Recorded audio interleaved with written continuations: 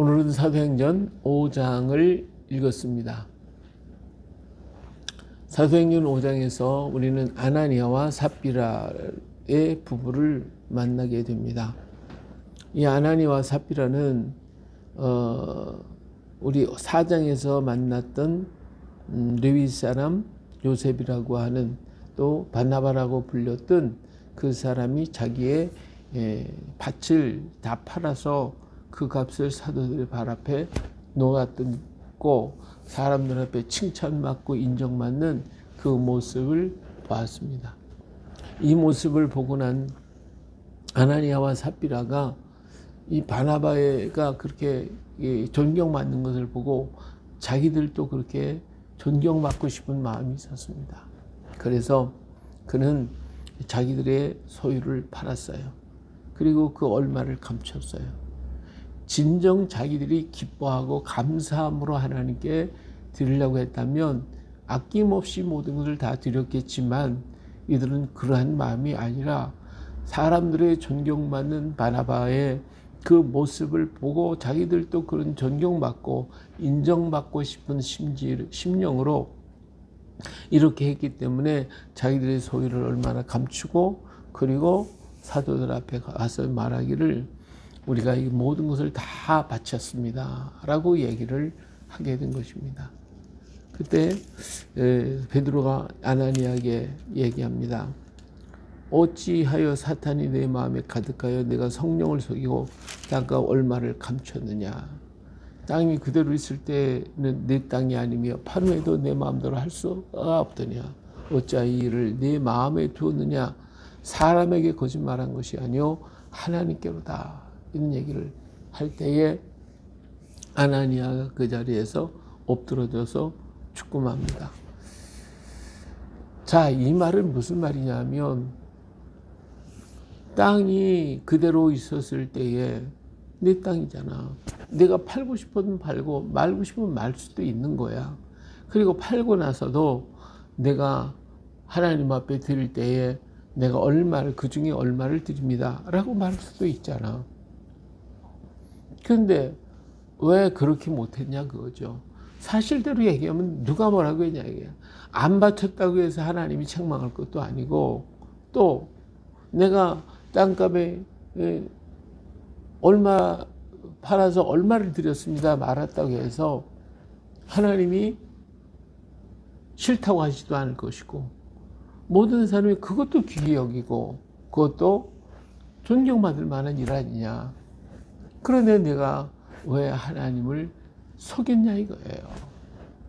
안 팔아도 될 것을 네가 팔고, 또 얼마를 일부분을 드려도 될 것을 다 드렸다고 말하고, 그래서 사람 앞에 어떤 인정받으려고 하는, 그렇게 너희들이 했는데 이것은 나를 속인 거, 사람을 속인 게 아니라 하나님을 속인 거 아니냐. 이렇게 말할 때에 그가 그 자리에서 죽음합니다. 참 신약에 와서 처음으로 이러한 사건이 벌어지죠. 구약에는 안식일을 범함으로 나가서 나무를 해왔던 사람들이, 한 사람이 안식일을 범한 것 때문에 죽임을 당한 사건이 있었는데, 오늘 사도행전에서 첫 번째 이 사건이 터지는 것은 아나니아가 하나님을 속였기 때문에 첫 번째 일어난 사건입니다. 그의 부인도 와서 물어봐요. 네가 정말 이 땅값이 이것뿐이냐? 그렇게 말할 때 예, 이것뿐입니다. 그걸 솔직하게 얘기하면 되잖아요. 아닙니다. 이것의 얼마를 하나님께 드리고 얼마는 우리가 필요하기 때문에 우리가 가졌습니다. 이렇게 얘기하면 되는 거잖아요. 하나님 앞에 거짓말할 필요가 없단 말이에요. 사람의 눈을 속일 수 있어도 하나님의 눈을 속일 수가 없잖아요. 오늘 우리가 우리 있는 그대로 솔직하게 말씀드리면 되는 거 아니에요? 이 드려야 돼. 그런데 그렇게 하지 않고 예, 이것뿐입니다. 그 순간 그는 또 쓰러져 하나님을 거짓말했으니, 하나님께 거짓말했기 때문에 또 그가 쓰러지는 모습을 봅니다. 이 일이 하나님 앞에, 이 사람들 앞에 경고의 메시지가 된 거예요. 오늘 하나님은 다시는 이러한 일들을 이루지 이후에 또 일어났다는 사건은 없어요. 그런데 하나님은 이것을 통하여 하나님을 속이는 것이 얼마나 큰 잘못인가를 우리에게 교훈해 주시고 가르쳐 주시는 첫 번째 사건이에요. 오늘 우리가 하나님 앞에 거짓말했다고 하나님이 이렇게 아나니아와 삽비라처럼 들어가시던가요? 그런 일이 없어요. 하나님은 지금 안 계신가? 안 들으시는가? 아니죠. 오늘 또 하나님은 우리가 말하는 것 다 듣고 계시고 알고 계시죠. 우리가 얼마나 많이 하나님을 속이고 하나님 앞에서 우리는 부끄러운 일이 너무나도 많지 않습니까? 만약에 그렇다고 하면 이 아나니아와 삽비라 같은 사건이 지금도 계속 일어나고 있다고 하면 이 땅에 살아남을 사람은 아무도 없을 거예요, 아마. 예. 근데 하나님은 이 일로 끝을 맺고 교훈을 삼아 주셨어요. 예. 오늘 우리들이 하나님 앞에서는 진실해야 돼요. 하나님 앞에는 부끄러움이 없어야 돼요. 그래서 하나님 앞에 나가서 우리의 사정과 우리의 형편과 우리의 모습을 그대로 쏟아놓고 부르짖으며 기도하고 울며 통곡할 수가 있는 거예요. 우리의 삶이 하나님 앞에서도 거짓됐다고 하면 어디 가서 우리의 마음을 토로할 수가 있겠어요? 하나님 앞에서는 우리가 다 내려놓을 수가 있어요. 다 수고하고 무거운 짐을 다 내게로 하라. 내가 너희를 쉬게 하리라. 오늘 또 우리 주님은 우리에게 말씀하고 있습니다. 너를 내 앞에서 너 자신의 모습을 그대로 벌거벗은 그 모습 그대로 인간의 모습 그대로 더러워진 그 모습 그대로 나에게 보이라는 거예요. 그러면 주님께서 우리의 더러워졌던 그 몸을 가서 주의 보혈로 다 씻어주시고 정하게 하시고 깨끗게 만들어 주실 것입니다. 어린아이들이 밖에 나가서 뒹굴고 싸우고 그냥 해도 온 몸과 옷이 다 더러워졌을 때 엄마는 뭐라고 합니까?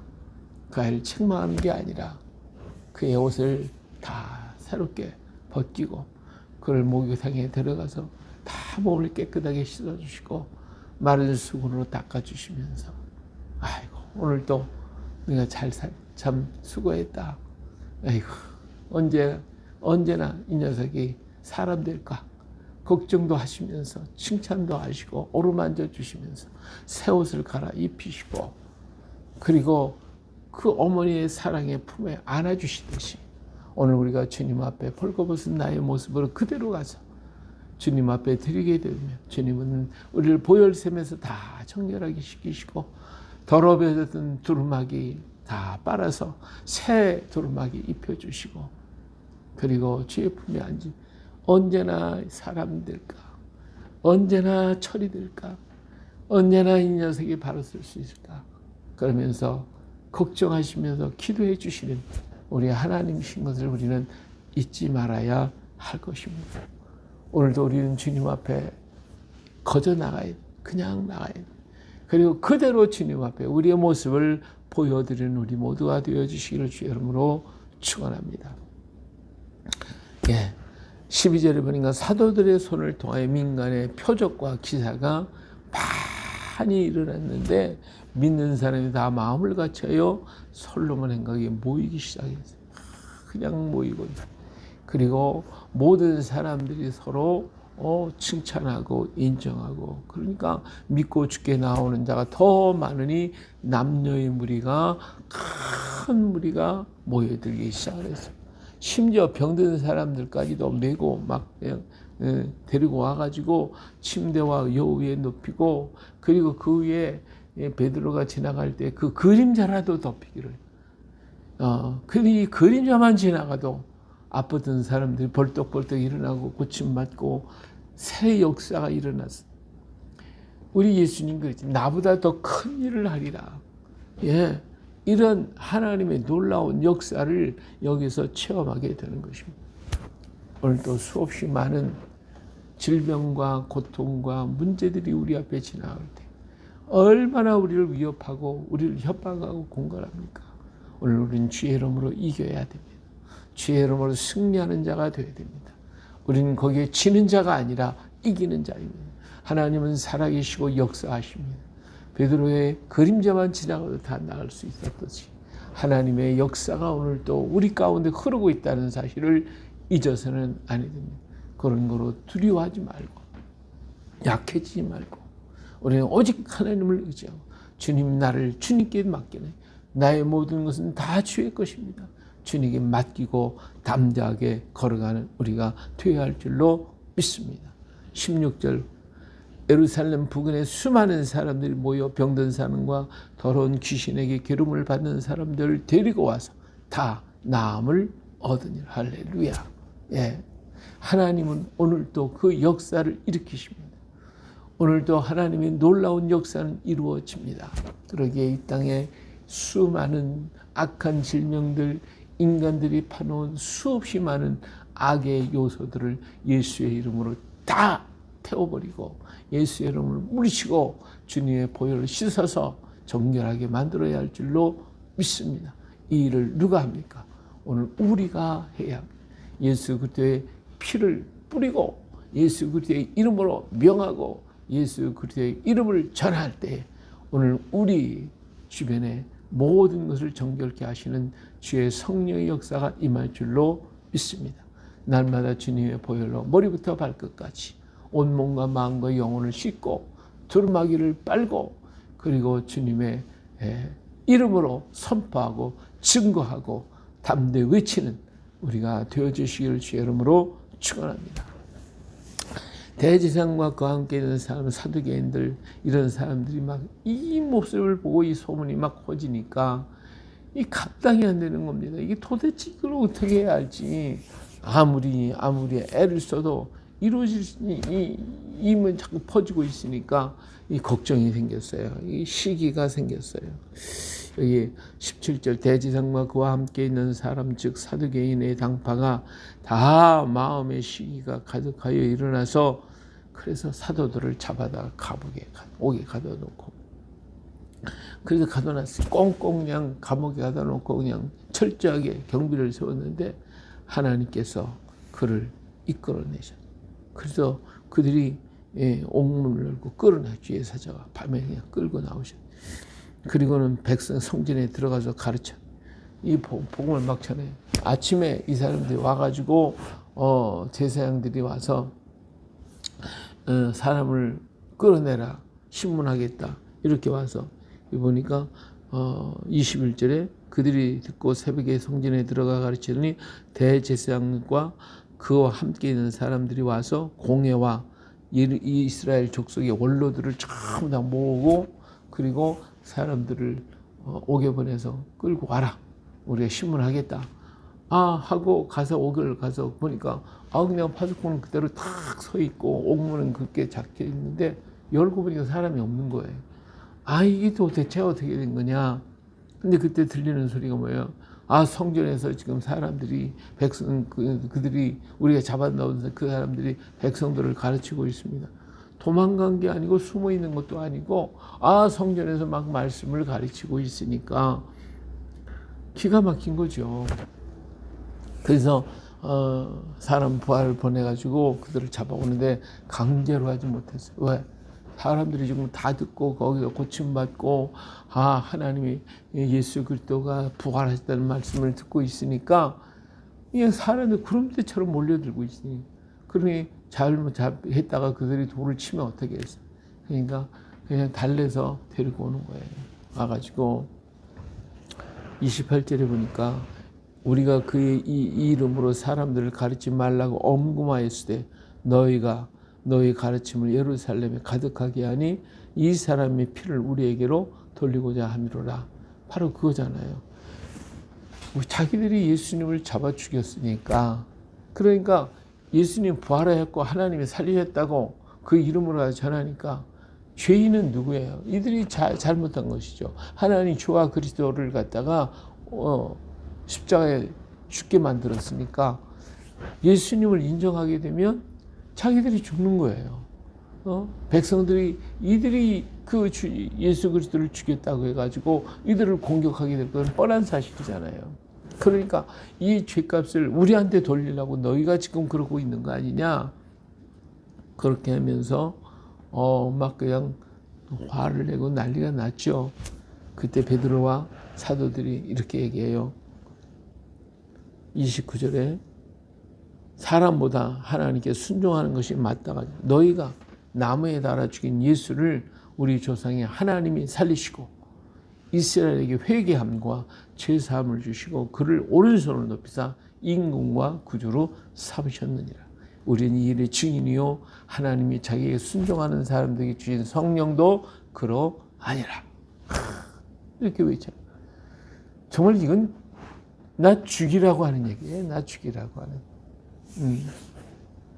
정말 그들 앞에서 자기들이 예수님의 예수님을 죽인 그 값을 돌리려고 한다고 생각을 하고 있는데 지금 사도들이 분명히 그 얘기를 하잖아요. 너희가 나무에 달아 죽인 예수를 하나님이 살리셨다. 이게 회개하라 이거죠. 회개하라. 그리고 죄사함을 주시려고 하고 있지 않냐. 너희들 회개해. 지금 그렇게 얘기네. 그 당시의 세력을 가진 이들, 대제사장과 성전의 관원들, 이 사람들은요, 그냥 모든 이런 치리권을 가지고 있는 사람들이. 아니, 이 사람들 앞에 가서 니들이 죽였잖아. 그러면서 회개하라고 하나님이 그들을 다시 살렸으니 주와 그리스도를 삼으셨고 왕을 삼아주셨다. 이렇게 얘기하니까 이 사람들이 막 환장하는 거죠. 정말 발떡발떡 뛸 정도로 지금 난리가 났어요. 그러니까 막 이들이 크게 막 33절에 그들이 듣고 크게 놓아요. 이놈들 다 죽여버려야 되겠다. 막 여기 그냥 펄펄 뛰고 있는데 여기에 이제 바리새인 가말리엘, 가말리엘이 최고의 율법 학자죠. 최고 존경받는 사람입니다. 이렇게 막 팔팔 뛰고 막 이것들 다 죽여버린다고 난리를 치니까 가말리엘이 일어나서 사도들을 내보내놓고 그들에게 종용하게 만듭니다. 자, 진정해라. 옛날에 드다가 일어나 그를 쫓는 사람이 400명이나 따르고 그렇지만 그 드다가 죽었잖아. 죽고 나니까 다 흩어졌어. 아무것도 남은 게 없어.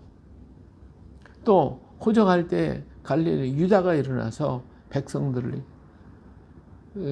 그들을 막 따르고 많은 사람들이 따랐지만 유다가 죽자 그도 모든 사람이 다 흩어졌어. 자, 지금 저들이 저렇게 얘기하고 떠들지만 예수 죽었잖아. 그러니까 드다나 유다를 따르는 사람들과처럼 얼마 안 있으면 다 사라지게 될 거니까 너희들 이렇게 흥분하지 말고 좀 진정해라. 예. 오늘 이러한 사건이 만약 하나님께로부터 났다면 결국은 하나님을 대적하는 것일 것이고 드다나 유다처럼 사람에게서 난 것이라면 스스로 다 무너지게 돼 있어. 그러니까 너희들이 좀 진정해라. 이렇게 하면서 가말리엘이 이들의 마음을 진정을 시켜요. 그래서 이 문제는 일단 그러면 저들에게 위협을 하자. 그냥 채찍질을 하고 다시는 이걸 말 전하지 말고 가라.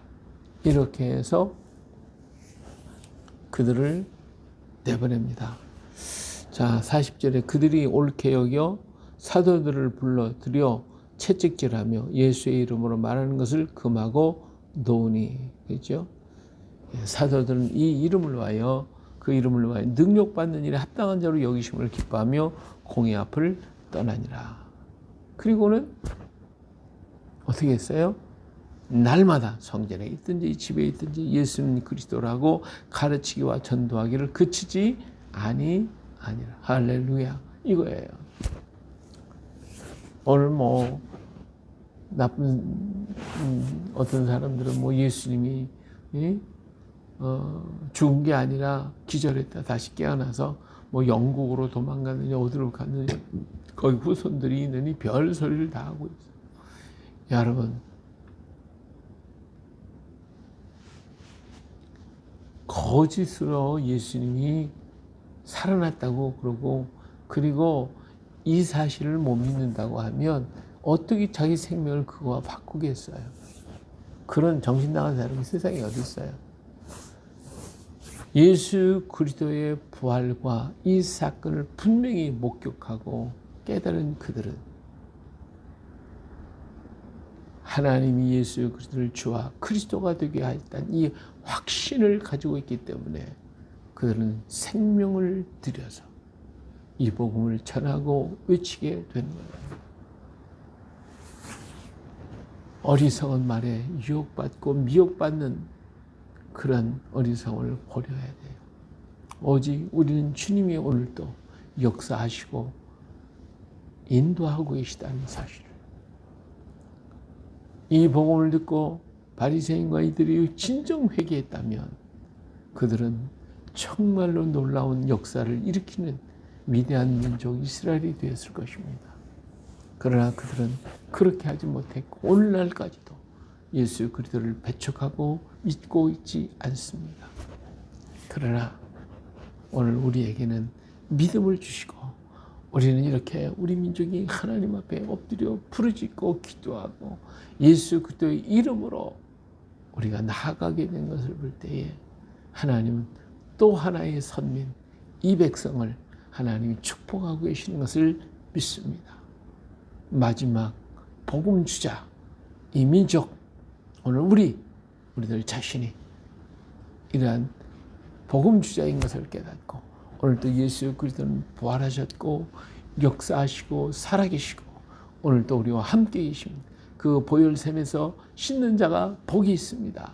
외치는 우리가 되어야 할 것입니다. 오늘도 누가 뭐라 하든지 제자들이 날마다 성전에 있든지 집에 있든지 예수는 그리스도라고 가르치고 전도하기를 그치지 아니하였던 것처럼 우리도 그렇게 용기 있는 믿음의 삶을 살아갈 수 있기를 예수님의 이름으로 축복합니다. 할렐루야. 거룩하신 아버지 하나님, 초대교회의 사도들과 많은 주의 백성들이 예수 그리스도의 부활을 분명히 전했고 협박과 공갈 속에서도 자기들의 생명의 위협을 느끼면서도 조금도 주저하지 아니하고 담대히 복음을 전하는 집에 있든지 성전에 있든지 무엇을 하든지 예수는 그리스도라고 증거하고 있는 저들 누구 앞에도 두려워 떨지 아니하고 강하고 담대하게 외쳤던 저들의 모습을 봅니다. 주여 우리에게도 이 성령을 충만히 부어주시어서 마지막 시대 속에서 복음주자로서 외치며 전하며 증거할 수 있게 하여 주시고 믿음을 가지고 더욱더 담대하게 설 수 있는 우리가 되게 하옵소서. 오늘도 우리에게 성령의 충만함을 주시고 더욱 강건한 믿음을 허락해 주시옵고 우리가 외쳐지는 예수 그리스도의 이름이 온 땅에 큰 역사를 일으키게 하시고 우리가 있는 땅을 정결하게 만들며 예수 그리스도의 이름으로 증거할 수 있는 그래서 변화시킬 수 있는 그 같은 능력을 우리에게 부어 주시옵소서.